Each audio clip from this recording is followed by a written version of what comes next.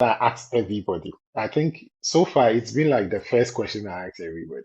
Like, was Fijai one of the top three schools that you chose? Yes, Fijai was my first choice actually. Oh, interesting. What was the influence? Did you have any sibling or any family member that attended the school before?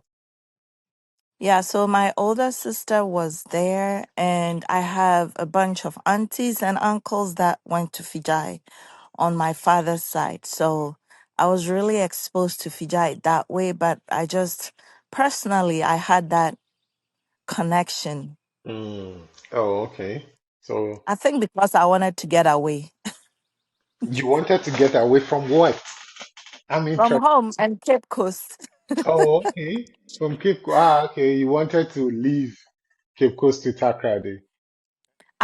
I feel like I made myself function, or I made myself like home economics because I didn't have a choice. Oh, really? And Yeah. what was the reason that you felt you were not good? Was there like a special reason that you felt you were not good enough to get the result that you got in the first place, and also to do any other subjects apart from home economics? So, I mean, through primary school, I knew I wasn't smart, and it was all because of what I went through. Not just me, my older sister as well. So there was no time we didn't get any sleep as children. Whoa, We didn't function as children, like how Ghana kids will go out and play with the neighbors' kids. And I never, even Ampe, I don't know how to play Ampe. for The real? people don't know that. Yeah, the first time, like, we had an event here at the home and at Hmm. my house, and people came, it was all Ghanaians. They were playing, and I just stood there and watched. And they tried to pull me, and I'm like, I don't know how to play it. I don't know how to play Ludo. I don't know how to play Owari. I don't know how Are to you play all these serious? games.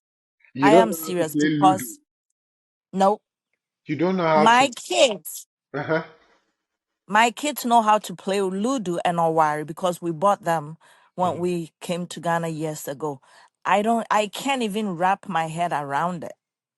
For real. How to, yeah.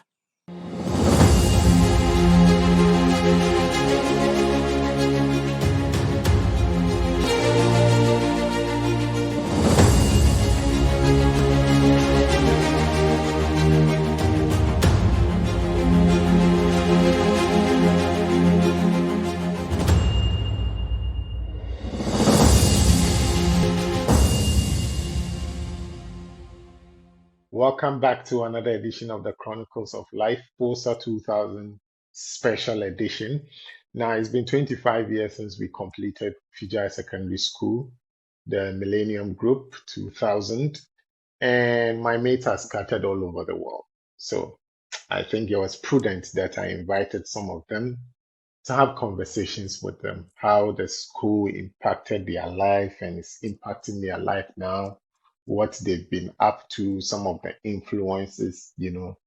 There's been some grace to grass stories so far on the show. And of course, the BBs are there, and then we, the others too, are there. So the conversation is varying, and I'm enjoying every one of them. Now, you know that this airs on Zaki Media TV on YouTube. Zaki Media TV on YouTube. So kindly subscribe and activate the notification so that when we post anything, you would be the first to get to see it. But most importantly, we are very big on feedback. So whatever you watch, whatever you see us post, if you have any suggestion that can help us improve, we really appreciate that. But I don't introduce my guests. I like them to introduce themselves and tell us the house that they were in and where they are currently located. Then the conversation would ensue. Hello. Thank you so much for making time for this conversation. Who do I have the pleasure of having this chat with today? Susan Arkefie, and my house was Quay House, home economics class, year Okay, 2000. of course. Kuya's there, Charlie. we did talk, but others will argue. But of course, you can't argue with the yellow color. Yellow is gold. So Susan, one question that I asked everybody, I think so far it's been like the first question I asked everybody. Like, was Fijai one of the top three schools that you chose? Yes, Fijai was my first choice actually. Oh, interesting. What was the influence? Did you have any sibling or any family member that had attended the school before? Yeah, so my older sister was there, and I have a bunch of aunties and uncles that went to Fijai on my father's side. So I was really exposed to Fijai that way, but I just personally, I had that connection. Mm. Oh, okay. So I think because I wanted to get away you wanted to get away from what? I'm from interested. home and Cape Coast. Oh, okay. From Cape Coast. Ah, okay. You wanted to leave Cape Coast to Takrady. And did some of the stories that your uncles and your sister, most especially, came back to, some of the stories that they came to narrate also influence your choice of Vijay? Not really. My uncles and ac- actually was one auntie. They barely spoke about Fijai. But my sister would, I mean, say things, of course, Hmm. normal Form 1 experience and all that. But that made me wanted to leave, like graduate GSS and join Quickly. Fijai's. But the Mm, funny thing is, we lived next to Wesley Girls, though. I mm, was exposed to Wesley Girls almost all my life. So yeah. that wasn't really attracting. You would think that that would have been easier, Yeah, knowing that yeah. I could live close. Yeah. But then if you are also living close to it, then you'll probably be walking to school to and fro, and you're not, Through Wesley yeah, Girls. yeah, yeah. The school will not run through you because mostly it is the boarding house that makes you feel part of the school, you know. Exactly. Yeah, yeah. But what was the choice? Why did you choose home economics? Did you love cooking or you thought it was easy as people perceive, or you had some ambition to be like, in the food industry or something, or in the nutrition industry? Mm. I wish I did. I had no ambition. My goal was, or the reason was, home economics is easy. That is what everybody, I mean, that is the Mm. general Yeah. perception about home economics. So it So was that was the easy. reason. So It was easy, hmm but that is what you felt, that it was easy. that is what I heard. And yeah, I heard. And what did you find out? Eventually, what did you find out? Be that I was kind of slow at that time. It Mm-hmm. wasn't easy because I wasn't expecting economics as one of the elective. And I Okay. wasn't thinking, I guess I wasn't at the right state of my mind thinking I was going to do math, Mm-hmm. science, and all that. The core classes wasn't. So when I heard, oh, home economics is easy, Mm-hmm. my goal was, oh, I'm just going to do food and nutrition and management in living. And even with that, it's not really, it wasn't easy. There are other aspects of food nutrition Mm-hmm. that has its like the sciences Yes, around it. yes, And yes, I think now they've introduced a lot of science elective to home economics. So it's even made it harder. I would have failed if I was yes. Mieza, one of your mates, Mieza, I think you had, how many guys did you have in your class? Like two or three? too. Two, yeah. So Mieza was in my dormitory, and Mieza is a very good friend. So, of course, from the get-go, I think the perception was rife that, okay, home economics is easy. But I remember Meza bringing his books to, the dormitory, and then he'll be studying hard. And did you guys do general knowledge in art as well? Yes, we did both arts and visual art. Yes. And that book was Wow. big. It was like a Big. Bible. Yeah, it was a big book. And I remember asking him, now that book you are there already. It's like, hey, Charlie, you think it's easy. That's interesting. So you found out that it wasn't easy. At what point did you find out and think that, okay, I made the wrong choice? So I didn't think I made a wrong choice because to me, there wasn't any other course that I would have fit and I would Mm, have functioned. okay. So, in as much as home economics wasn't easy, Mhm. I felt like I belong here, Okay. Okay. When So, you say fit and function, what do you mean? um, I wasn't a smart student. I could barely read and write. I could barely survive education. Honestly, I don't even know how. So JSS, I had 12.2. I don't know how that happened. It was a miracle. Yes, my grades were, people get 12 once and all that. I got Mm. 12.2. How I Oh, did it, okay. I don't know. Huh? Yeah, what? How you got the 12 twos, you don't know? Yes, I remember when I got my result, I stood in front of the headmaster's office and just stared.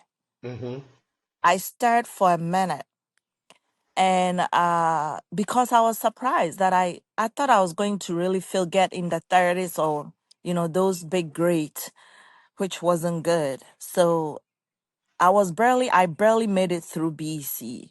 So coming to home economics, it was a bit scary because I knew I wasn't that intelligent and smart. Um, but I made myself fit in there because I Mm. couldn't have functioned in art class. I couldn't have done science. Oh, no, no. I couldn't have done business because I can't, these calculations and stuff, I can't do it. So, okay, I can cook. I can throw some ingredient together and make it work. So, Mhm. yeah, I feel like I made myself function or I made myself like home economics because I didn't have a choice. Oh, really? And Yeah. what was the reason that you felt you were not good? Was there like a special reason that you felt you were not good enough to get the result that you got in the first place, and also to do any other subjects apart from home economics? So, I mean, through primary school, I knew I wasn't smart, and it was all because of what I went through. Not just me, my older sister as well. So, there was no time we didn't get any sleep as children. Whoa, We didn't function as children like how Ghana kids will go out and play with the neighbors' kids. And I never, even ampe, I don't know how to play ampe. for The real? people don't know that. Yeah, the first time, like we had an event here at the home and at Hmm. my house, and people came, it was all Ghanaians. They were playing, and I just stood there and watched. And they tried to pull me, and I'm like, I don't know how to play it. I don't know how to play Ludo. I don't know how to play Owari. I don't know how Are to you play all these serious? games. You I don't am know how to serious play Ludo. because no, You don't know how to. my kids, Uh-huh. my kids know how to play Ludo and Owari because we bought them when Hmm. we came to Ghana years ago. I can't even wrap my head around it. For real? How to, yeah. Mm, that's. So yeah. But how? How come? Because these are like So, regular, you know, Ghana games and stuff that you have to be able to do. so, from what I know now through my profession, Hmm. those like going out to play, interacting with kids, being a kid is part of your development. Yeah. That interaction is what creates your social skills. Hmm. And it does help with your brain kind of unlocking and understanding certain things in certain capacities. But Hmm. that was taken from me as a child. So back in the day, like I remember back to the age of 3, Okay. it was a lot of abuse at home. Ooh. My older sister was 5, and if I can remember details Hmm. of things that happened 40 years ago, Hmm. it tells you how deep, Yeah. and how strong and a problem it was, the Yeah. abuse was. Yeah. So the abuse started all because my dad believed that my sister had a witchcraft. And when I was Ooh. born, my sister transferred that witchcraft to me. What? What? So whatever Sorry. Go on. Go on. Sorry. whatever abuse my sister was dealing with prior to my birth, I kind of was put into Inherited it it. also. Yes. So then we kind of trauma bonded that way. Mm, Um, there were days that we barely had food to eat, and it wasn't that they were poor, my mom was poor. It was just because my dad felt we didn't deserve food whenever he felt like we didn't deserve food. Years in our childhood, like early toddler lives, mhm. we we slept in the kitchen on the kitchen floor with Why? no meat, with no mat, nothing. So his belief was that when you torture witches, the witchcraft leaves, which Lives. that is so lame and dumb. Even in the spiritual concept, from what I know now, is stupid. So with him doing that, we will give up the witchcraft. Mm, And you know, belief is a very strong thing due to, I mean, from what I know, from yeah. what I've been through, is a very strong thing. No one can change that, Mhm, you mhm. know. So he will have us sleep in the kitchen, and we lived in Adesada Estate. It's a very, like, the rooms are very tiny. It's a, you know, very tiny built estate. Mhm, Rooms are very tiny. Kitchen is very small. So my sister and I, and with all the kitchen stuff in there, we had a lot of portion of the kitchen that we slept. If mhm. I'm not lying, we slept in the kitchen for about 8 years. Wow. We did have a room where we showered and changed when we were, you know, elementary school age. We'll, you know, shower and change, but we slept in the kitchen, and it got to a point our brains were conditioned to that. Mhm, mhm. As in, when we get ready to sleep, after we go through all the beatings in the day, my dad had, I don't know if you've heard about Vagalas Kanko. He used to, we were his project for his ministry when he started his ministry. This man will come to our house 3:30. And Mr. Kofi, if I remember the time Mhm. and the number of days that this man came to beat us up, it tells you how deep this was, right? Wow. Because I was 3, remember, starting from age 3, and I was a toddler. He would come 3:30 every day, Monday through Friday. Our only break was Sunday, Saturday, Sunday, which my dad continued. And he will ask us questions, he will interrogate us, so kind of leading questions where as a child all you know to say is yes and no, Yes, but yes, mainly I know. it Yeah, leads to yes. yeah. And as long as it goes to yes, he's achieving his goal, and Mhm. it makes him look like he's really effective and efficient in his deliverance, whatever. Wow. So the more we say the yes, the more beaten we got. You know, we had spit in our faces. This man will spit in our face. And then he would tell our dad stuff where once he leaves the home, Mhm, my my dad will continue his portion. So it was constant abuse. So there wasn't any time for anybody to go mhm. outside and play with the kids. And we had neighbors who had kids, and they knew about what we were going through. I remember one of our neighbors, Auntie Vic, she will attack my dad. Like, she Wow. was an outside advocate, but Mhm. this man is stubborn to the extreme. If he Wow. doesn't believe, you know, whatever is doing is wrong, he will not stop it. And at this, So when all of this was going on, where was your mom? my mom was there. She was also experiencing her own abuse, you know. And one thing we have to know about abusers is they don't leave anybody behind, Mhm, because if they do, that person will be an advocate and will step in and disrupt what they are doing. And mhm, also know that abusers like how they see their victims suffer. So to my dad, from what I know now, it was a satisfaction for him, whether he knew it or not. It was a satisfaction for him. So all round, and control. So everybody else in the household would have to be controlled. So my dad didn't have my mom didn't have a voice of herself either. Wow. That was not exciting at all. Mm-mm. That was not exciting. So you go through all of that in the evening, and then so going to school then was an escape for you, even in primary. Like leaving That the was home and going to school was an escape. absolutely. I remember, I don't know if you guys went through that. We did morning and afternoon kind of shift. Yes, yes. I think I did So that in Accra, but when we moved to Takoradi, it was yeah, the morning and afternoon shift and upon area. yeah.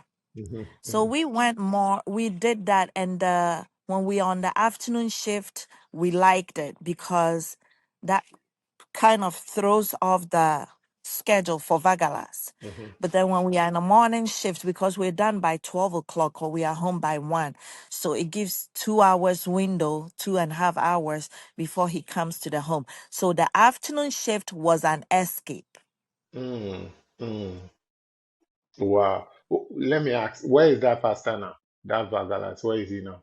Adanta, Adanta, I ran into him one day and I walked up to him and I was with a friend, a Hmm. hostel mate. Actually, she was a old student of Fijai to Alice. Okay. I confronted him. He pretended like he didn't know me. So I said all the names he called me with by, and then he just stood there and stared. So then I said my dad's name and he's like, "Oh, how are you?" I'm like, "As you can see, I'm still alive." That is what I told him. Wow. And And I walked away. and these people are walking around like nothing. And I'm very sure you are not the only persons he was meting out this abuse to in the name of So religion. as far as I know, in the beginning for like a couple of years, it was just my sister and I. And then later there was a girl that was, added to us, Dorcas. So it was a divorce her parents were going through, and she got lucky. Her mom sneaked in back into Cape Coast one day and took her from school and left. Yeah, Wow, she got saved. yeah. She got saved. So all of this thing affected your education and mentally and it dampened your confidence as well. Oh yeah, talk about low self esteem. I Mhm. had that too. And even now, sometimes I deal with that in different capacities. But talking about developmental stages, I kind of did not go through that well. Mm, mm, So as children need about 8 to 10 hours of sleep a night. I barely had that. Like I would say my sleep was about 3 hours a night. And I always tell people like I've been sleep deprived all my all your life. life. And so yeah, when I get a chance to sleep, I do sleep. Um and also giving me the chance to kind of develop social skills and respond to social cues, it Mhm. was taken away from me. So I was never a child. Let's put it that way. Mm, um there was no childhood for me. Even though I was a child, I was never allowed to be a child. So with that said, I'm sitting in classroom tired, sleepy. I'm not processing anything teacher is teaching. My focus is how I'm going to survive the abuse going back home at mm, 3:30. mm, So even if I was born to be intelligent, that those things wouldn't give me my brain the chance to develop to be that, effective and efficient academically. mm. So you're talking to a girl that always brought the zeros home, or I will tear up my report card and chew it and dump it somewhere before I Wow, got home. wow. But then thank God you made it through JSS with 12, Yeah. with a grade 12, and then you got to Fijai. Yeah. So with all of that said, how was your first time like in class meeting people? And you were admitted into the boarding house, right? Yes, but partial. So we were at Aquanda House. It was 10 girls, 10 of us. Hmm. And then transitioned to the boarding school, I think second term or end of first term. I don't remember, first year. Um, but coming into boarding school, I was excited, Yeah. But at the same time, it was nerve-wracking because day school, JSS primary, I can avoid that social interaction, Mm-hmm. right? Mm-hmm. But boarding school, it would be hard to avoid that. Mm-hmm. And also, I had the fear of my dad showing up, at the assembly and standing up there the hill and asking the whole school to shame us because we had witchcraft. And that Mm. came from elementary school. My dad did that almost every school we went. Wow, And he he came to the has, school. oh, yes, Oh my yes. God. So let me tell you though, Zion Elementary Primary School, my auntie was a head teacher. Mm-hmm. So it was easy for him to do that almost anytime he wanted. Kakumado Elementary School, his friend's wife was the headmistress, Auntie Clarice. So she also allowed him, and she is almost like him too. So, and then Harris was where I kind of didn't have that, but then he became very close friends with the Beza. So he could do that. He did that once over there. He could do that anytime he wanted.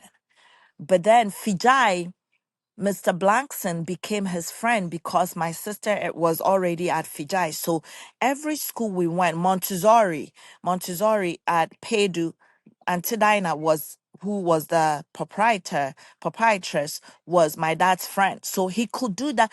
Look, It's Mr. Kofi, amazing. I went, It's amazing how you remember all of the names and the schools. that is why, yes.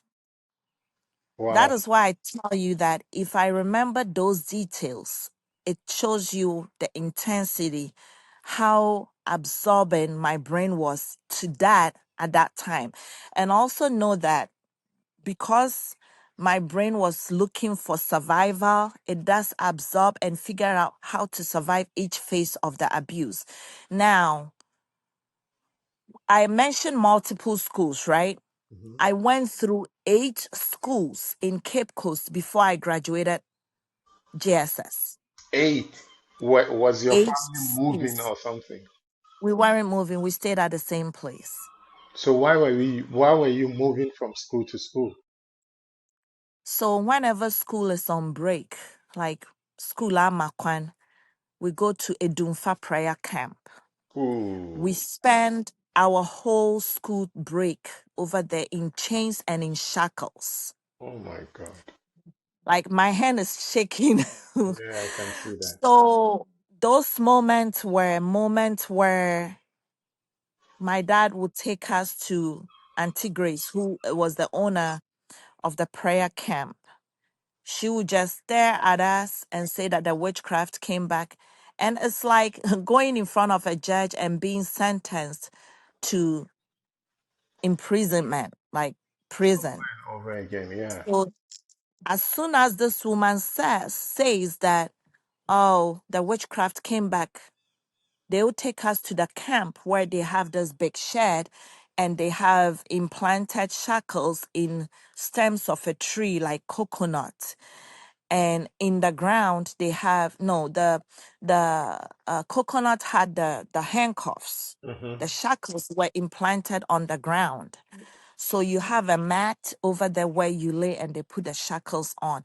And look, just wrap your head around a 5-year-old or a 6-year-old or a 7-year-old, 8-year-old after school going to that environment For vacation. That is for not even vacation. like an abuse camp. Yes. Wow. And we had to do dry fasting, and it was always 21 days, and that is Daniel fast. But biblically, Daniel fast wasn't dry fasting. You fast off maybe food and you drink water, but we Hmm. are not giving water until the 3rd day. So we just lay there. And I remember when my mom passed away, one of my aunties said, my grandmother got so, on my mother's side, so my maternal grandmother got so disturbed and sent her to Edumfa to tell my mom that if she doesn't take us out of there, she's going to disown her. But when she came, she said she could see that my mom was in a deep state of confusion. So Mm. she couldn't even relay that message to my Yeah, mom. to her. And she said she just stood there and stared. And if it was now that there are smartphones and whatever, she could have taken videos of us and would have had a digital record of us laying there lifeless and helpless. And that lasted for 21 days. And then the Wow. 21 days we went to like deep deliverance.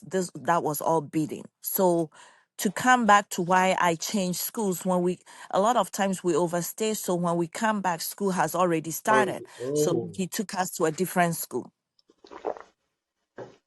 wow. And you changed 8 schools before you completed. 8 schools. Yes, I went through 8 schools. My sister went through 7 schools. Interesting. Wow. Yeah. This is a lot to take in, man. Yeah, you've been through hell. So coming to Fiji was an escape then. I am coming back to that one because then you had left home. So all of this also went on when you were in JSS itself. Yeah. And then For eventually, JSS, it kind of subsided when we got to JSS because I think he realized we were getting older. And for me in particular, I was getting mouthy. I mhm, was really getting mouthy, and that was my coping skills. I would speak back at him. Um, but then Vagala started a prayer thing at our house in Cape Coast. We had moved, from aquarium, and we were at Abra Eifwa at that time, and we had a big house, a big compound, mhm, backyard. mhm, So, and then we did poultry farm. So we had a big property that we rented. So they started a prayer come through Abra Assemblies of God, and that was not helpful mhm. because it was right there. Like Okay, yeah. he came every Wednesday. My only escape from that was we are in school, but when school is out, we are right there. Mhm. Ah, this is a lot, man. You are still on Zaki Media, sorry, Chronicles of Life, Chronicles of Life Special Edition Fijai 2000 batch year group. It's been 25 years since we completed school, so we are catching up with our mates who are spread across the world, and as we gear towards the celebration, which is coming up in September. I don't know which year you'll be watching this, but this is 2025. So, and also you can catch this on Zaki Media TV on YouTube. Please just subscribe. We are very big on feedback. So, whatever you observe, let us know how we can improve and get better. And today we are talking to Susan Arkefie. We'll go deep into Fijai now. So you're on Fijai. You are with Miss what's her name? Aquanda. Miss Akwanda. So you are part of the 10 ladies that Miss Akwanda is housing because you didn't get a chance at the boarding house, right? So there were no beds. I did get boarding house, but you know how it goes. There were no beds. So the bed wasn't available, and she volunteered. Actually, when I was told that I may have to change schools to Cape Coast, I was very devastated. I Yeah. prayed. I said, God, I don't want to stay in Cape Coast. Just Mhm. help me out of here. So my dad came to Takrady again, talked to Blanco. So actually, Aquanda House was created because of me. Mm. Because I was coming from Cape Coast, actually because of me and Angie. I don't know if there were other students that came from outside within within Aquanda House. Mhm. So Blanco said, okay, there is a teacher that is, by herself. She has empty room, so he's going to talk to the teacher and see if she can kind of hold us until a bed becomes available, or they are making more beds for Mhm. the dormitory. So that is how they created that Aquanda House. And then I was so happy when my dad came back and told me that I should pack my stuff. I was so happy. Mm. Okay, but was he happy that you were leaving Cape Coast? He could care less about anything. I mean, Mm. to him, education is very, very important to him. Okay. But he will let you go to the schools, but he will not be the one paying the school fees. That is the other twist of it. He will go find the school, but he doesn't care about how the school fees will be paid. So how did you survive? So I took care of myself. at that tender My age? sister and I, we were selling. Yes, we were selling You were from selling the poultry farm. yeah, yeah, poultry farm. Yeah, poultry farm, and I did vegetables with my mom. So, and because of the poultry farm manure, we had like good, produce. Yeah. So I told you we lived close to Wesley Girls. Hmm. So I will go in the morning. Either my sister will go to Wesley Girls or I will go to Wesley Girls to sell vegetables or chicken feet or gizzard or, some chicken that we felt like we have to kill and sell. Mm. So I started, I always tell people that I've been working all my All your life, life, yeah. You're all my life, you are one of the people that will be like 25 or 22-year working experience. You know? beyond that, Yeah. beyond that. Okay, so So you did that to survive and take care of yourself yeah, in school. yeah. Okay. And those days, back in the days when you graduate JSS, you stay home for a long time, six Yeah. months before your results. Mhm. So I had saved up that time. So all I did was to give my dad that money to pay my school fees. And then I had gotten all my, list for boarding school. So once he came back and said, they had a room for us to stay until a bed becomes available, I was ready to Mm. go. But Was he he didn't really. unemployed? Was he not employed? My my dad was a teacher. He taught at Augustine's, but didn't teach that long. And then they Okay. ended up doing the poultry farm full time. Oh, okay. So the poultry farm, I would say, was like the employment for him. Mm. Yeah, Okay, so at Miss Akwanda's house, you made some friends because now you yeah, Angie. you are like free from all of the abuse and the whatnot at home. You are your own boss in a small way, you know? I have a partial independence, huh? Yeah, yeah. So it was 10 of us, but I got along more with Angie. It Mm. was a struggle getting along with people because remember, I really don't have those social skills, right? Yes. So even though I went through school, my brain wasn't focused on making any friends. Hmm.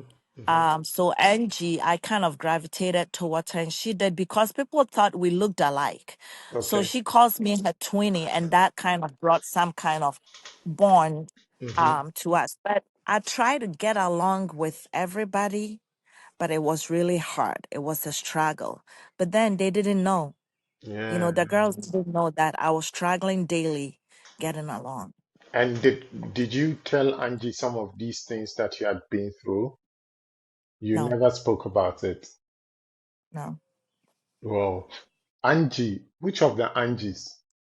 I when you say, Angelina Mensah, oh, okay, Angelina Mensah was in my class from Asanko Egwa, your right? business. Yes. Yeah, yeah, from Asanko. Oh, okay. And then you are in home economics. You have a friend in Angie. How was it like trying to relate with your classmates as well? Oh, it was difficult. It was really difficult. Different personalities that I haven't seen before. I mean, the environment wasn't strange because I've been in schools, Hmm. but making friends was hard. So, remember, I also said that I was very slow. So, I kind of identified the smart ones and linked myself to them. And Okay. again, that is a survival skill. Yeah. I developed more survival and coping skills more than anything else, any other skills. So, I remember I was close to Amelia. Hmm. We weren't friends, but we will, You are acquainted. Yeah. associate within class. Yes. Um, very tiny, bit of student. It Mm. was a daily struggle. It was a daily struggle. There were some bullies in the class too, but that was a trigger too. So I Mhm. have to survive trying to adjust to a social environment, respond to social cues, at the same time survive bullies. I'm not going to mention names, but there were I was going bullies to in my ask you. I class. was going to ask you anyway. I was going to You ask want you. me to say names? Oh yeah, but nah, bullies are not cool people. No, bullies are not cool people. What I've come to realize is there are two types of bully. Like in my layman's idea that there are the ones that know that they are bullying, they are abusing others, and then there are others who are naturally who have like an intimidating nature. You understand? So they don't understand their actions right. I That is what I think that I've come to realize here. The ones that know exactly what they are doing, and then the others who don't know, their ways and means are bullying or intimidating others. You can name them. Yeah. You can name them at least. Yes, because these people need to. I think that bullies need to say sorry to the persons that they abused when they were young. That is my feeling. That is what I think. That was the yeah, that was the Rita Colley. She was a big time bully. Okay. And remember when I was talking earlier, I said Vagalas. Vagalas Hmm. has a tall, he's a tall man. My Hmm. dad is a tall man. He comes in a posture of authority. Hmm. I even till this day, posture and body language is a big deal for me, right? Okay. That can easily trigger me. But this girl, she comes like that, like I'm that cool, I'm in charge, and actually they created that home economics group thing and she started again and I exited out. I'm like, I'm not dealing with her bully crap. Mm, Um, there were other ones that I think some have passed away, so I will reserve that. yeah. There was sometimes Betty a tray. There Okay. were um what is this girls? There was some like it was a gang of girls that Hmm. sit in the back, and when like a lot of times, especially Rita Colley, because and that was why I mentioned her name first, she would come in that class and her body posture would just throw me off. And Mm. I silently dealt with that for 3 years. We went to, yeah, Wow. it was 3 years, like Form 1, Form 2, Form Yes, 3. yes, yes, Yeah. yes. I dealt with that consistently 3 years. Mm, mm. Yeah. So was it that she did like a personal approach, or it was just her demeanor that radiated that bully feeling? There were some personal attacks Mm, and there was that general, you know, as to that is how she is kind of thing. okay, okay. And in all of this too, in all of the, how did you cope with academics? Oh, Knowing I that you were struggling with self-confidence and self-doubt and all of that. How did you cope with I academics? managed. I Mm, managed and I put myself through extra classes okay. through my little I was renting phone card on campus. I think Oh, Form okay. 2 through Form 3. But Form 1 it was really hard. Form Mm, 1 was the hardest time I had in Fijai. But then I liked how Fijai was so structured where you have that discipline. mhm, It was you had a schedule to follow. I like that structure mhm, because in Fijai I realized that I function better in structure mhm, than in chaos because I was coming from chaos. So my brain was more stable in structured environment. And so when I tell people that I really didn't do that well in Fijai, but I feel like Fijai gave me the basics, the foundation to function and be who I am today. You mm. know, Form 2, it was hard. It was hard, but I had adjusted a bit. I had good support system. My school mother was amazing. Who was Sister your school Ivy, Ivy mother? Deli. Oh, okay. Ivy Deli. Mhm. She was in NAC and I was in Quay, but she always crossover. From Form 1, she became my school mother and she was consistent. So that, and she doesn't know that she was kind of helping me get through every day. Wow. Wow. She was the advocate I never had. Anytime the seniors, um, try to start their abuse and their nonsense, Sister Ivy would step in, and speak for me. There were times that she even took my punishment, Mm. for me and like did it for me and like did it anyhow, like, as fast as she could to save me. But she doesn't know that. And Wow. she's that one person I haven't been grateful to. And I'm Mm. yet to do that. But I'm even happy that you brought it up, and I'm sorry. I'm sorry about it. It's okay. I'm happy that you mentioned her name here. So when she gets to watch this, she will be happy that she also had some positive impact in your life, you know. Yeah, that's cool. And Hmm. and I can't forget Sethapia. And Yeah. man, I enjoyed life when Sethapia became a prefect.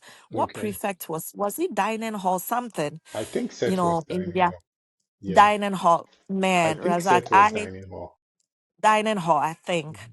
I enjoyed my life when they transitioned to third year. Hmm. I was the princess. He treated me so between him and Sister Ivy, Why I were I they was dating?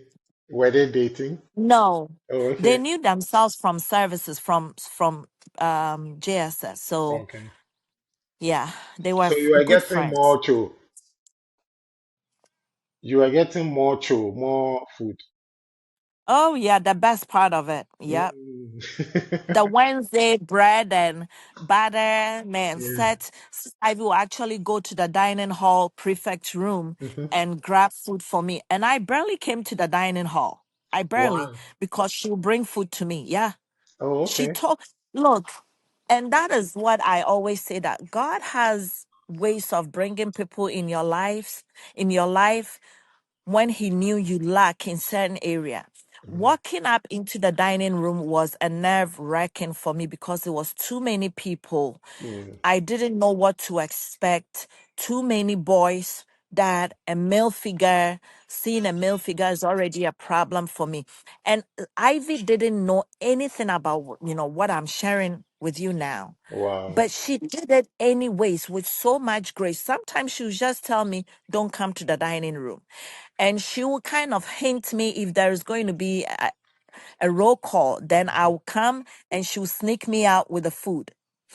Wow. And she didn't know any of this. She just did it No? anyway. Yeah. Wow. Wow. That's amazing. That's Yeah. amazing how sometimes you can't even explain it how people get to connect with you like emotionally, and then their actions also save you from all the things that trigger you in ways that you don't understand. That is great. So you went through all of this, and then we wrote the exams, right? We wrote SSC. Yeah. How was the I process? failed. Yeah, I had F's. And also You had when we Fs? graduated, oh yeah, all F's. No, I think I had A in food and nutrition and management in living. The rest were all F's. Wow. You So had I didn't have to write that again. But you didn't you so you had to research some of the papers. Most of them. Yeah, we did what, 9 classes, so I had to resit 7 of them. That's a lot. How did you cope with Yeah. that? It was hard because I had also lost my mom. We I'm graduated in sorry. May December, she and rest in peace. May, yeah, May 12th she passed away. Mm. And our result had not come then. Hmm. I- yeah, it had not come then.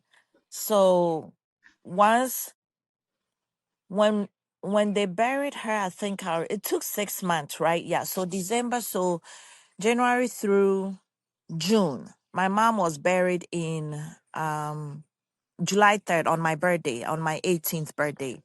Um, so it was after the funeral I came to Fijai to collect my results. And Hmm. I knew I wasn't going to do well. I knew. I mean, So the result didn't surprise you. no. You were not disappointed. I was disappointed in myself, but then the disappointed appointment came from the fact that I wished I didn't have all the problems I had as a child, and Mm. I knew I had the potential to be smart and Hmm. pass like my other classmates, but I wasn't disappointed in myself, if that makes sense. Yeah, it does. It does. Okay. So you got your result. Didn't go your way. Unfortunately, your mom also passed, and then you are back to the house. Did Hmm. the previous experiences resurface again after secondary school? Oh, yeah, in different ways. So it got worse when my mom passed away. And so I ran away. I left home. But I didn't leave home with the intentions of not coming back. I just, at that point, I'm like, somebody ought to know what is going on here. So How I old left were you home. then? I was 17. I was still 17. My Okay. birthday is July 3rd. So this was May. Yeah. So I had 2 months before I turned 18. So Mm, I ran away, left home, went to Cape Coast to my mother's family, told them what is going on, how my dad is, being abusive to us. But that time it was verbal. He would say things. mhm. So my uncle brought me back. My dad said, no, I can't come back to the house. I should pack my stuff and leave. He doesn't know who I am. He doesn't know me, a bunch of stuff. So, like, basically disowned me. But Wow. then I had my little sisters to protect. The baby was 9 years old. My baby sister was 9 years old. The one after me was 11. So, and they were in school. They were at Bethel um, Mm, Primary. So in what I did Takoradi. was, yeah, Okay. I knew that he wasn't going to pay their school fees. I knew he wasn't going to give them money to school. I knew he wasn't going to take care of their uniforms, all that. So there is this family friend that became like a big brother to us who they would always be with after school and then come home late and then lie to my dad that they went to SU, but it was not really SU they went. So I would come to Takrady every day. I used to see the kids every day at their break time. I would hang out at Brecko's house until school is out, and I'll hang out with them, talk to them, try to encourage them to steady hard and ignore my dad and all that. So that is how my little siblings went through and survived that face off, Mm, abuse at that time, and also um manage the death of my mom. yeah, yeah, yeah. So Okay. in a way, I became their mother in a way. Yeah. And then 3 years after, my dad needed a place to stay. I was quite not established, but trying to establish myself in Accra. And then the poultry farm had collapsed. Mm. So he moved to Accra to start teaching. So he ended up coming to live with me. Interesting. Let's pause that thought, okay? Like when he came to live with you. Let's go back to Fijai now. I want to know who was that. So Angie is your friend. Of course, there are other people in your class that you are acquainted with. Who was that one teacher that had the biggest influence on you, apart from Miss Akwanda? Of course, you live in her house. Probably she cooked or allowed you ladies to cook for yourself and all of that, which is not something that we do in the boarding house because the food would have to come from the the kitchen. The So kitchen. who was that teacher that had the most influence on your life? Who did something Miss or Ben said something that you carried through your life? Miss Bentum. Miss Bentum, yes. Is Miss Bentum the one that taught English? Food and nutrition. Food and nutrition. Okay, okay, okay. What particular thing did she do that had the biggest influence on your life? So she kind of became the mother figure for me. I could go to her house, I talked to her about things that were bothering me, not really about the abuse, but Hmm. I think I was sharing it a bit here and there where I felt comfortable Hmm. to share. And she gave me a listening ear, and I had nobody Hmm. Hmm. to had interest in listening. But then I was also guarded in sharing some things. But then she really provided a nurturing environment for me. But then later I felt like she was also kind of making me work too hard at the food and nutrition department with Okay. her orders. Yeah. But then later I look back and I'm like, I know how to do a lot of things my mates didn't know Hmm. because I had that advantage of them, with my relationship with Miss Bintum. Oh, okay. Okay. So Miss Benton. And then Miss Akwanda, of course, because at least she gave you more cho at home. Did she Yeah. allow you ladies to cook for yourself? And Oh yeah. yeah. And at that point We did. you guys were also going to the dining hall, right? You go to dining hall. Yeah. Okay, okay. Yeah. So you people had the advantage. Oh, you were on campus and you were eating home cho every day. Home show. Yeah. Okay, Yeah. nice. Now, And we did less work mhm, too compared to those that were, in the dormitory. We had was the Aquanda house to clean. yeah, yeah, and there was 10 of you, so it wasn't, 10 of yeah, it us. wasn't much to do. Do you remember some Yeah. of the other ladies that you were in the Akonda house with?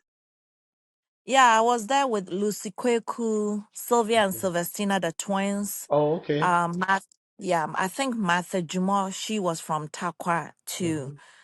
Barbara Okran, Okay. and Angie. Mm. Who else? Ooh, I can't remember the rest. Okay, so Martha Jumo and Angie were in my class, two business, Okay. like business two, yeah, yeah. Okay, so now let's go back to you are in Accra after SS, Fijai. you're trying to Mhm. establish yourself. Daddy comes, daddy calls for help. Yes.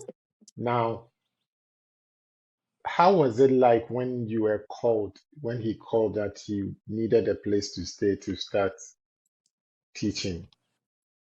He didn't call. My auntie did. His sister did. Okay. The sister who had abandoned us after my mom passed away, she should have been the mom, right? Hmm. But Hmm. she wasn't. She called. And she was also going around saying things too about us. So it's not only that my dad was doing things, his family were doing stuff too. Hmm. So like that was right, like rejection at every corner. Yeah. So she called me and said my dad need a place to stay, all that stuff. So I was like, okay, but I only did it because I wanted my little siblings closer. There was a reason why I did it. Okay. I hated it, but I said I have to Hmm. because I wanted to be in their lives full time. So at that point, my baby sister was creeping into JSS. Mm. The other one was already in JS, no, had graduated. Okay. No, Deborah was in JSS and Dorcas was in secondary school. Okay. So that way I could, play that role Mm. fully Okay. in their lives. So the Yeah. whole family moved to Accra with you. Which are you Yes. the eldest? Are you the No. eldest of your sibling? At that point, where was your elder sister then? Oh, my older sister ran away from home right after secondary school. Oh, So at this point, when my mom passed away, she had left 2 years, and my mom had never.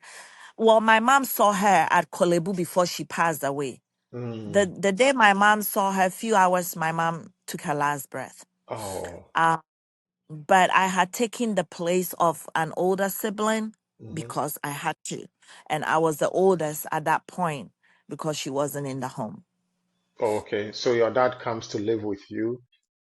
Did you experience the did you experience what you had gone through before with him when you were younger? Or at this point you had matured enough to say no and Yeah, I stuff? mean, he could dare not because at that point he was dependent on me. Mm. So, but then there were things that, like, sometimes I'll wake up, see him, and I just get mad. I get mad, Yeah, angry. yeah. And our Of landlady course. also lived within the same house. So she kind of observed the anger in me, and one day she invited me to her living room and sat me down and kind of tried to explore why I am so angry. So I opened up to her. But then, of course, everybody will use Bible to Yes, yes, yes. talk to you about getting through it and all that. But then I questioned even if she understood, because one thing is, if you haven't gone through things Mm-hmm. and when somebody is sharing, you can only sympathize and Yes. empathize. Mm-hmm. But to feel the pain, it's really almost not realistic. Yeah, it's different. Yes. Different. And also, back in the day, like abuse was normal. We saw it as very normal. But to a certain extent, to some Hmm. extent, yeah, not when it goes beyond a certain line, it is typical, it is too much. Like the way you had experienced it was too much. So you put a stop to it. Then I think that at that point, then you gathered your little ones, your siblings from also experiencing what you had gone through. And that Oh, was yes, I kind of sheltered. Mhm, Absolutely. I sheltered them, especially my baby sister. The third one went through her stuff too. mhm, It was multiple, and I'm not going to speak into that because it's her story to tell. mhm, But my baby sister was the luckiest. I sheltered that child. So she always tells me that um she will probably not be who she is now if I had not stepped in and done what I did. mm, Um she didn't have to experience starvation. She didn't have to experience the lack. She didn't have to experience the hunger. Anytime she's going to something, she went through boarding school. She went to Ola boarding through, secondary school and through to college. So she was mm, always gone. And I made mm, sure she was always gone.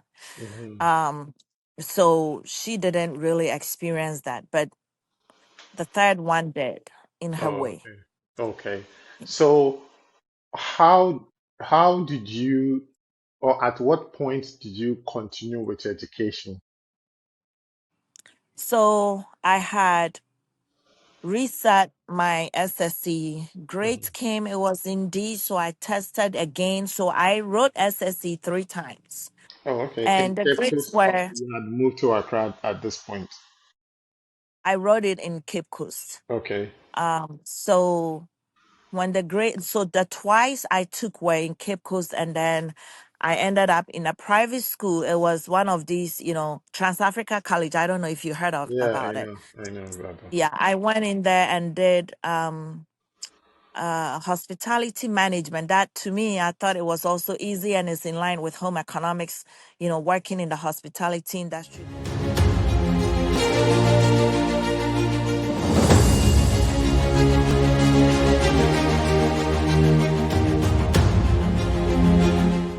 So we are in a chat with Susan Arkefie, who is based in the US and also a member of the 2000 year group of Fijai. As I mentioned, please check us out on Zaki Media TV on YouTube. We also have a Facebook account, Zaki Media page on Facebook, Zaki underscore media on Instagram, and on TikTok, it is Zaki Media Talk, as in Zaki Media TOK Talk. All right. Okay, please continue.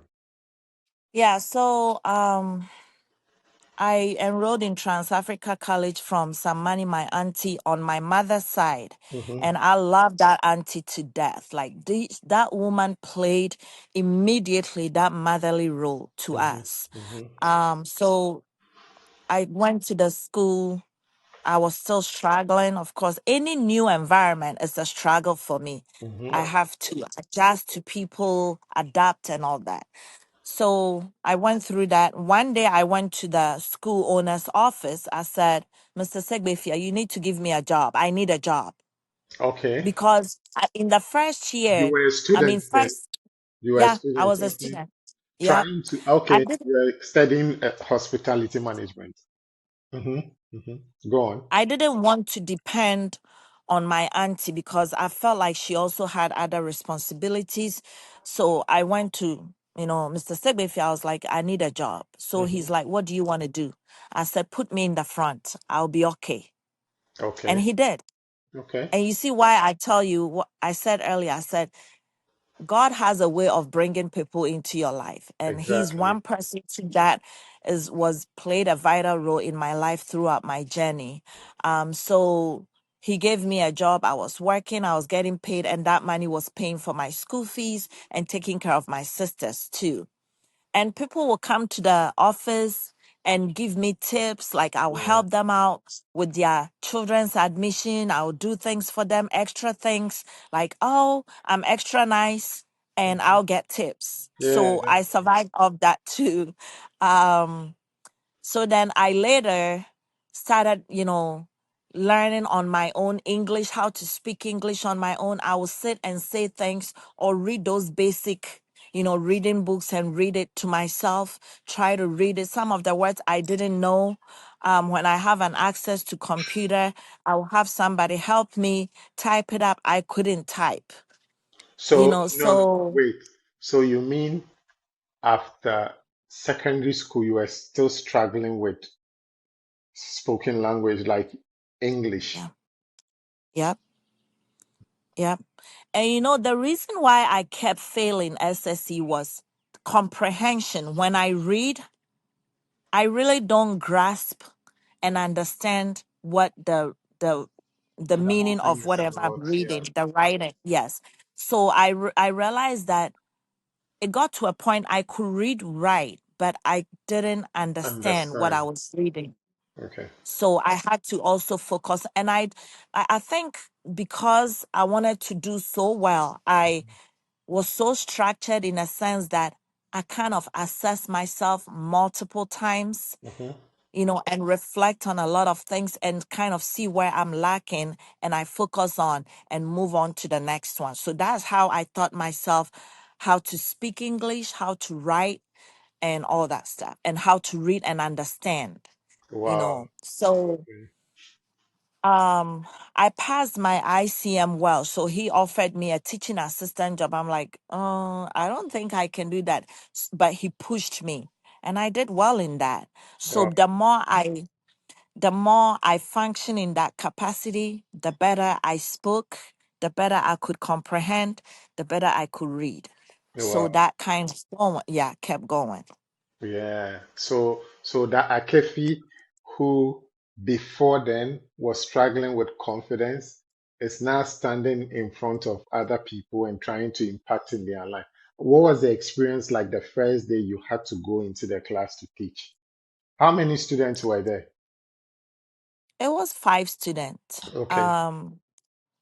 And my confidence level wasn't really that great, but I felt like the students were very respectful because they were matured. Mm-hmm. So I kind of used that to my advantage to kind of build that confidence Okay. as, time went on.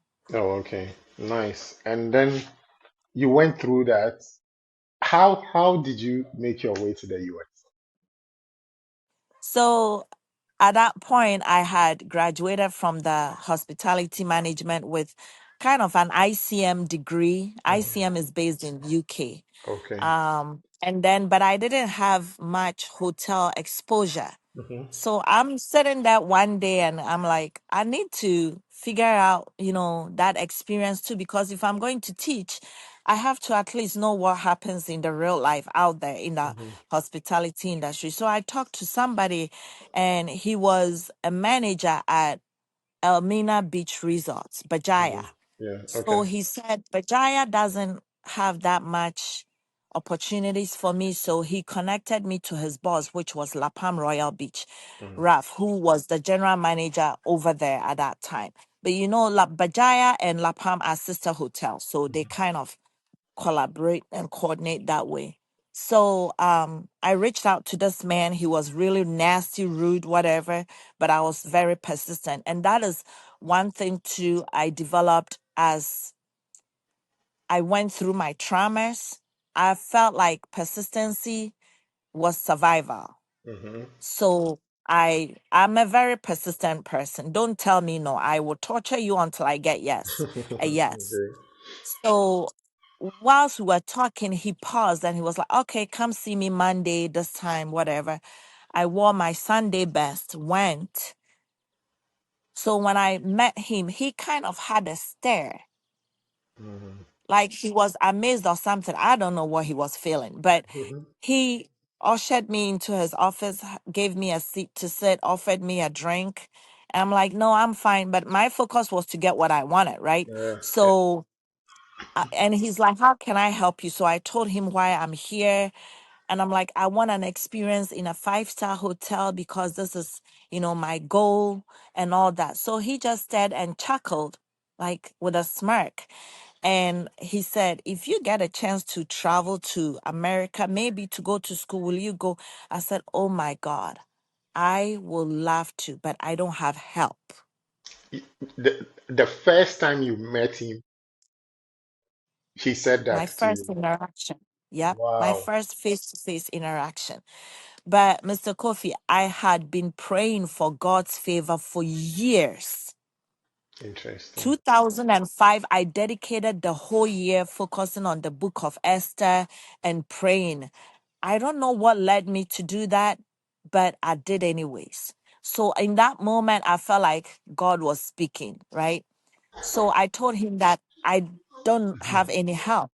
mhm. But then he said, if you get somebody to just write you invitation, I'll help you. I'll take it from there. I said, okay. That very day when I walked out of La Palm, actually he had his driver drop me off at home. Okay. In the car, my brother-in-law called. So Whoa. I told Kofi, I said, and he was here. He's been here years, Mhm, which is my cousin who also attended Fijai Abenabuama, mm. her husband. And I told him, I was like, I will call you back when I get home. So when I got home, because I didn't want the driver to hear my conversation, Yeah. no, Yeah. privacy was important to me as well. So when I got home, I called Kofi, and Kofi was like, I've been thinking about you lately. I want you to travel. I'm thinking about helping you to go to Australia. I'm like, who Wow. do I know in Australia? And he said school. And I said, Kofi, I'm not that smart to go to school in Australia. That was were my words. Mhm. So then I told him, I said, well, this is what just happened. But the La Palm manager is saying that if I get somebody to give me invitation, he will take it from there. Then he said, I'm on it. I'll help you. Wow. Wow. Same So day. Like that's amazing. And then So I had saved up some money. I was doing some savings at Carl Bank. Kevin. Bernice Vanderpool used to work in that bank. Yeah, yeah, So yeah. he said, whenever you're ready, let me know. I will. And I'm somebody who don't like burdening people. So he offered to pay my visa fee. And I said, no, I have money saved. So I went to that bank, and that day, Bernice cashed out my money. Hmm. Little did she know that I was going to pay um, the visa fee with it. So Yeah. I went to the I think it was Stanchat that time Hmm. to pay the To pay visa for. fee. Yeah, the visa fee, and then I gave him the code, and he did all the application, all that, and mailed me the invitation and whatever document I needed. So I told my boss, and he said, when is your interview date? I told him, and he said, okay, you just go. Well, he typed up a letter for me, just a letter. Hmm. Mr. Kofi, nobody took the packet I went in. Nobody looked at the invitation letter. Nobody looked at anything that I went in with. I submitted it, but they pushed it back to me through the window. So I was like, at that moment, like it was the most stressful moment ever. I'm Hmm. like, is he going to deny me? And then he had a smile and he said, congratulations, come back for your passport. You didn't even ask me any Any question. question? He Wow. just typed up something he typed up and said, give me your passport. Well, one question he asked me was, because Kofi did all the application, he put his name as the person inviting me, whatever. And so he said, the person inviting you, how is he related to you? I said, Hmm. my brother-in-law. Hmm. And then he asked, how long has he been in the United States? At that time, Kofi had been here about 18 years. So Okay. I told him, he's like, okay. So he said, he smiled and said, congratulations, come back for your passport. When I was called at the window to the window, I didn't spend 5 minutes. Like, let's Wow. say 3 minutes, I was out of there. So Wow. when I walked out, I called Raf. I said, Raf, they said I should come back for my passport. He started laughing out loud. Hmm. And timelines, this was 6 months after starting my internship at La Palm. Okay. I Okay. started in, I think, April, and this was September. Okay. So he said, yeah, you already marked down for the visa. I just wanted you to go through the process. So that was protocol, but Yeah, I had to go through the process. And then he said, congratulations. And then he said, make the best out of this opportunity. I would never forget. I would never forget. that was I divine. walked out of, yeah, it was divine. I will never forget. He said, make the best out of this opportunity. So, stupid me, I am walking out of the American embassy all excited, and I wasn't sure where I was going. I totally got lost in cantonment. Out of excitement, of course. Out of excitement. So I called Mr. Segbefia, and I'm that person that when I'm doing things, I don't let people know. It's just between me and the people helping me. I will not announce it. Mm. So my boss didn't even know. I called him and said, I just got my visa. No, actually, I waited Hmm. till the Wednesday I got my passport. And as I walked out, I called him. Once I got my phone, I called my boss and I said, I got American visa. Hmm. And he was quiet on the phone. Like everybody was shocked because, Yeah, I'm that girl that have no help, nobody, and nobody thought like would imagine or think that that would happen. So that yeah. is how I traveled. That's crazy. That's divine. Like all of this are happening. It's favor. It's favor that is Yeah. leading. Yeah, that is leading the path. So let's come to today. So what is your profession now? I am a social worker Hmm. and a therapist. I mean, social workers are therapists anyway, but yeah. So I do psych and I do child welfare. You do what? Psych? What? I work in a psych hospital. Yeah. Oh, So okay. mental Okay. health and also child welfare, Oh, okay. CPS. Okay. And how did you transition from the tourism, into social, like social life? Social work. Sorry, social worker life. Yeah. So the same Raf, when I came here, he would chat with me, we would call, he would advise me. And one day he's like, I think you should stop, focusing on the hospitality industry. He said in the United States, nobody need a degree to be in the hospitality industry, meaning any high school diploma holder can function and become a manager. That's what he told me. Mhm. So I think you should go into the health or mental health industry. Mhm. So I said, and I'm somebody who I listen to advice, especially when it's, a valuable advice, I will pay heed to it. So I did. I put myself back in school, and I'm telling you, that was another phase of struggle. Mm. Why? You revisited your old self, okay, during that period. Yeah, But because eventually I you, didn't. uh-huh. I caught up. I didn't have that solid, foundation academically. So it's resurfacing here with Mhm. America education being very intense, very Mhm. high, demanding, very the writing is different here. So I will write a paper and get zero. I'll write English paper and get zero. And I had this friend, Amidu, and when I moved to Maryland, I had him meet me at Starbucks every Sunday afternoon to teach me. He's Okay. now in Ghana. Um, so he helped me kind of learn how to write again. Okay. And that was me, passing through my bachelor's. So I went to a private school starting, and then I changed to a nonprofit university because I got married to a military person. Okay. So I had to live on a military base. Hmm. So I went to a military kind of university to finish up my bachelor's. So in that Bachelor's in school, what? in health, and then I minored in psychology. Okay. Okay. And before I graduated, my dean and my one of my professors for some reason called me to their office, sat me down, and they were like, what are your aspirations? Like, what do you want to become? because this bachelor's won't really give you much. Mm-hmm. I said, I don't know. Advise me, guide me. These were my words. I said, guide me. Mm. And Dr. Black, she said,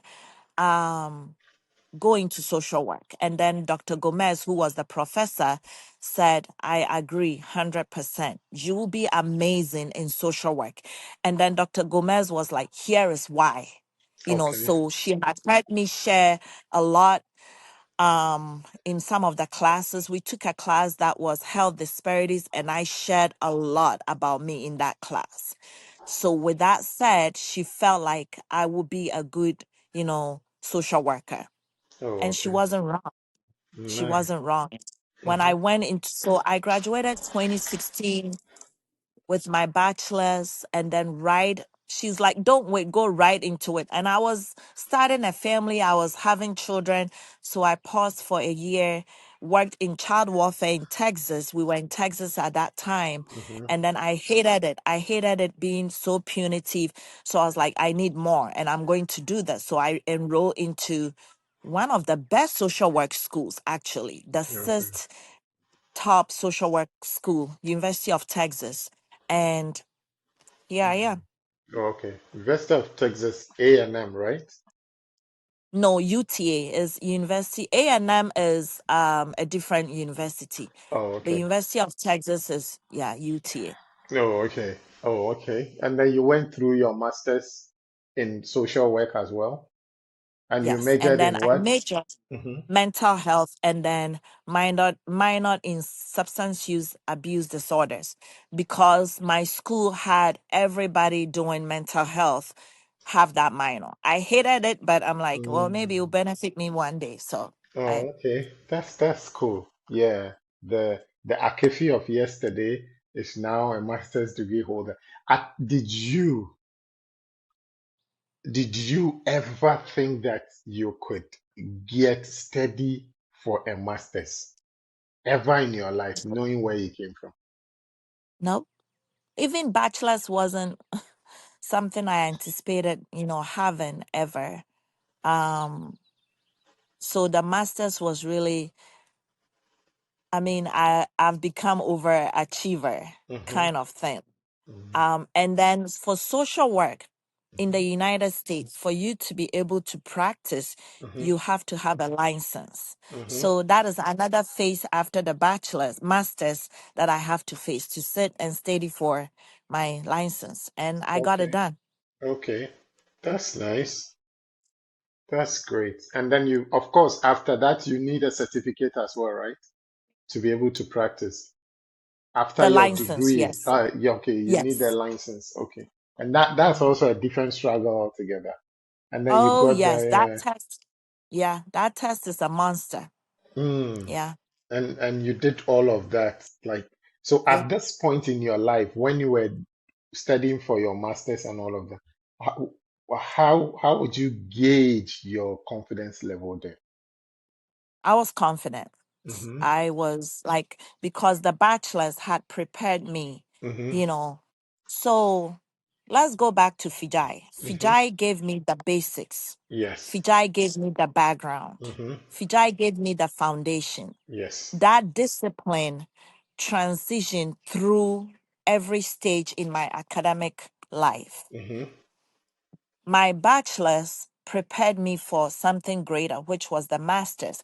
So by the end of my bachelor's, I had kind of been refined. Okay. And I'm still learning. I always tell people I'm still learning. I'm a work in progress. Yeah. So Yeah. when I got to the bachelor's, I graduated with 3.5. Master's, I graduated with 3.7 GPA.